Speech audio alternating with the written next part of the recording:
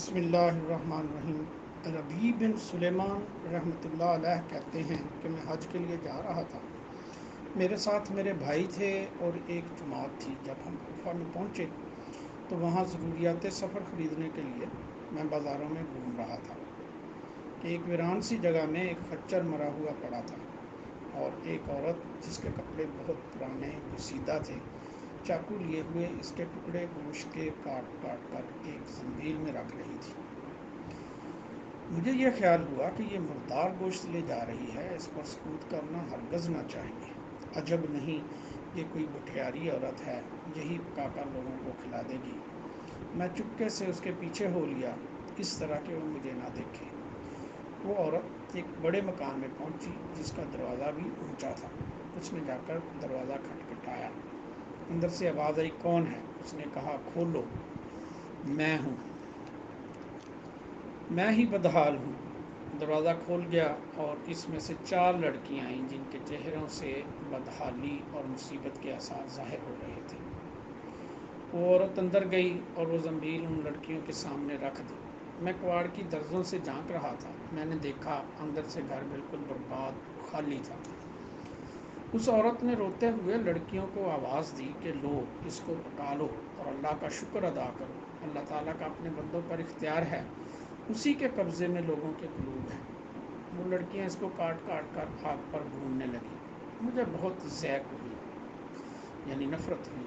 میں نے باہر سے آواز دی، اے اللہ کی بندی، اللہ کے واسطے اس کو نہ کھا۔ وہ کہنے لگی، تو کون ہے؟ میں نے کہا، میں ایک پردیسی ہوں۔ کہنے لگی، اے پردیسی، تو ہم سے کیا چاہتا ہے؟ ہم خود ہی مقدر کے قیدی ہیں۔ 3 سال سے ہمارا نہ کوئی معین ہے نہ مددگار، تو ہم سے کیا چاہتا ہے؟ میں نے کہا، مجوسیوں کے ایک فرقے کے سوا مردار کھانا کسی مذہب میں جائز نہیں۔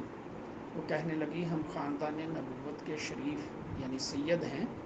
ان لڑکیوں کا باپ بڑا شریف تھا، وہ اپنے ہی جیسوں سے ان کا نکاح کرنا چاہتا تھا۔ اس کی نوبت نہ آئی، اس کا انتقال ہو گیا۔ جو ترکہ اس نے چھوڑا تھا وہ ختم ہو گیا۔ ہمیں معلوم ہے کہ مردار کھانا جائز نہیں، لیکن اسرار میں جائز ہو جاتا ہے، اور ہمارا 4 دن کا فاقہ ہے۔ نبی کہتے ہیں کہ اس کے حالات سن کر مجھے رونا آ گیا اور میں روتا ہوا دل بے چین وہاں سے واپس ہوا، اور میں نے اپنے بھائی سے آ کر کہا، میرا ارادہ تو حج کا نہیں رہا۔ اس نے مجھے بہت سمجھایا، حج کے فضائل بتائے کہ حاجی ایسی حالت میں لوٹتا ہے کہ اس پر کوئی گناہ نہیں رہتا، وغیرہ وغیرہ۔ میں نے کہا، بس لمبی چوڑی باتیں نہ کرو۔ یہ کہہ کر میں نے اپنے کپڑے اور احرام کی چادریں اور جو سامان میرے ساتھ تھا وہ سب لیا، اور نقد 600 درہم تھے وہ لیے، اور ان میں سے 100 درہم کا آٹا خریدا اور 100 درہم کا کپڑا خریدا، اور باقی درہم جو بچے وہ آٹے میں چھپا کر اس بڑھیا کے گھر پہنچا دیے، اور یہ سب سامان اور آٹا وغیرہ اس کو دے دیا۔ اس عورت نے اللہ کا شکر ادا کیا، کہنے لگی، اے ابن سلیمان، جا، اللہ جل شانہ تیرے اگلے پچھلے گناہ سب معاف کرے اور تجھے حج کا ثواب عطا کرے، اور اپنی جنت میں تجھے جگہ عطا فرمائے، اور اس کا ایسا بدل عطا فرمائے جو تجھے بھی ظاہر ہو جائے۔ سب سے بڑی لڑکی نے کہا، اللہ جل شانہ تیرا اجر 2 چند کر دے اور تیرے گناہ معاف کرے۔ اور دوسری نے کہا، اللہ جل شانہ تجھے اس سے بہت زیادہ عطا فرمائے جتنا تو نے ہمیں دیا۔ تیسری نے کہا، حق جل شانہ ہمارے دادا کے ساتھ حشر کرے۔ چوتھی نے، جو سب سے چھوٹی تھی، اے اللہ، جس نے ہم پر احسان کیا تو اس کا نعم البدل اس کو جلد عطا فرما، اور اس کے اگلے پچھلے گناہ معاف کر۔ ربی کہتے ہیں، حجاج کا قافلہ روانہ ہو گیا۔ میں کوفہ ہی میں مجبوراً آ پڑا رہا کہ وہ سب حج سے فارغ ہو کر لوٹ بھی آئے۔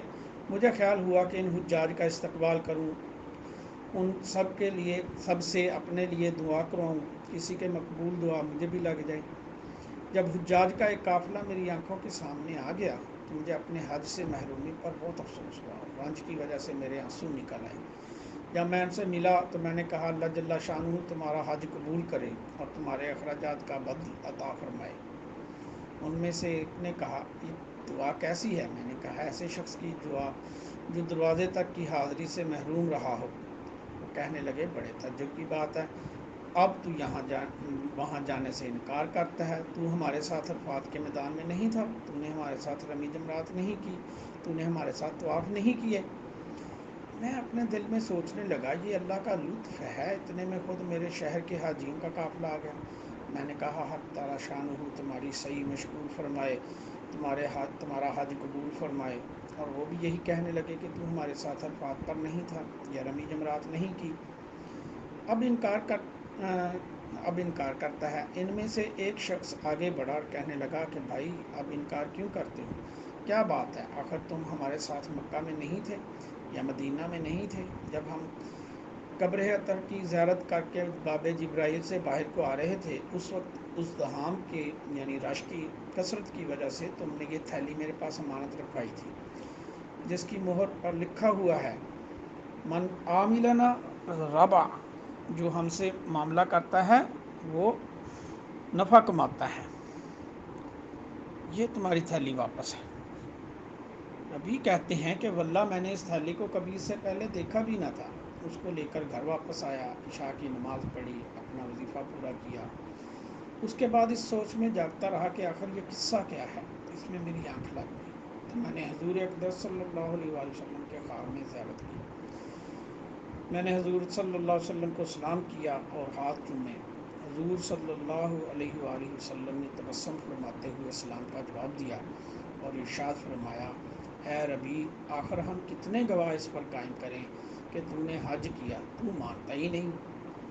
سن، بات یہ ہے کہ جب تو نے اس عورت پر جو میری اولاد تھی صدقہ کیا اور اپنا زاد راہ ایثار کر کے اپنا حج ملتوی کر دیا، تو میں نے اللہ جل شانہ سے دعا کی کہ وہ اس کا نعم البدل تجھے عطا فرمائے۔ تو حق تعالی شانہ نے ایک فرشتہ تیری صورت بنا کر اس کو حکم فرما دیا کہ وہ قیامت تک ہر سال تیری طرف سے حج کیا کرے، اور دنیا میں تجھے یہ عوض دیا گیا کہ 600 درہم کے بدلے 600 دینار یعنی سونے کی اشرفیاں عطا کی۔ تو اپنی آنکھ کو ٹھنڈی رکھ۔ جب حضور صلی اللہ علیہ وسلم نے بھی یہی الفاظ ارشاد فرمائے، من عاملنا رباحا، ربی فرماتے ہیں کہ میں جب سو کر اٹھا تو اس تھیلی کو کھولا، اس میں 600 اشرفیاں تھیں۔ سبحان اللہ و بحمدہ، سبحان اللہ العظیم۔